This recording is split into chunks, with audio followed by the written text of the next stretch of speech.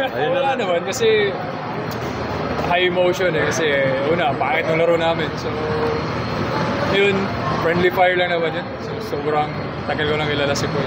Wala. Ano sinabi mo sa kanya? Wala naman. Sabi ko kasi,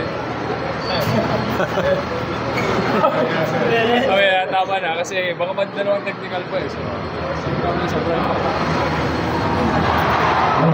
hindi na control din yung emotion kasi nasa in middle ka sa game, diba? So, sayang naman.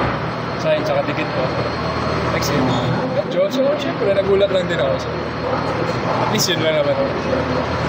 Pero ganun mga altercations, tingin mo naman parang nag-flash na yung parang interest nyo naman. Oo, kasi una, hindi siya tinatawagan ng foul. Parang ganyan yung feeling niya eh. So, masyadong maraming hawak sa kanya, hindi napapansin ng ref. Siyempre, halo-halo na yung emotion. So, nag-flash lang yun siguro sa kanya. Yun lang naman siguro. Oo naman. Para sa Bisaya nun eh. So, language na namin yung pinagsasabi namin.